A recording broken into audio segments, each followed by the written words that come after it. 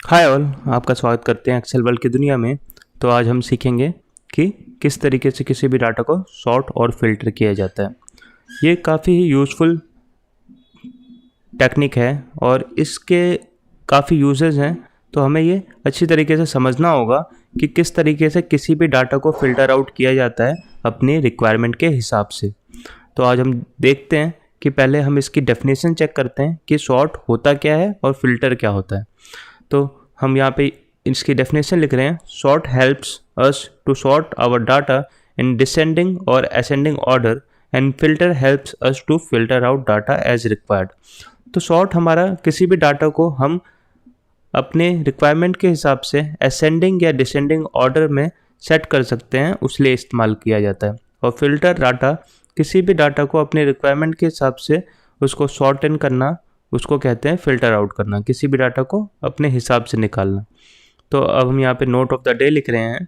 We will try to first sort out our table a in ascending order and then filter out data with Ravi.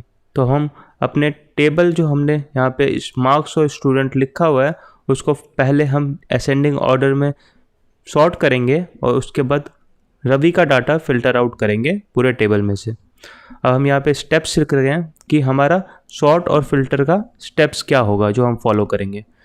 First we will go to home tab and there we will see the option of sort and filter. First we will use sort option to make our data in ascending order.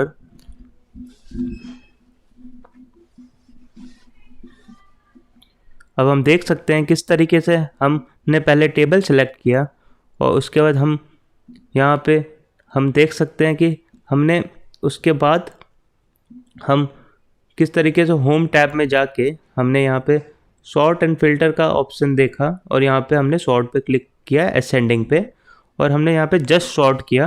तो इससे हमारा पूरा entire data एक ascending order में sort हो गया। जैसे कि हम आप देख सकते हैं, सबसे पहले कविता आया, फिर रवि आई, फिर सुमन आया। तो ये अल्फ़ाबेट ऑर्डर में सॉर्ट हो गया हमारा पूरा डाटा। अब हम यहाँ से पूरे टेबल से अब रवि का डाटा फिल्टर आउट करेंगे।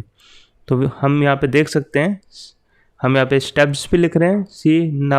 सी we had sorted our data now and we will put filter our data with Ravi.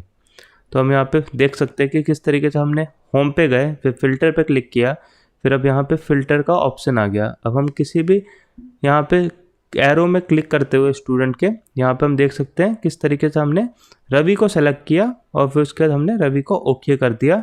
तो रवि का पूरा डाटा फिल्टर आउट हो गया। हम देख सकते हैं किस तरीके से रवि के 2 नाम आ रहे हैं और रवि के मार्क्स आ रहे हैं।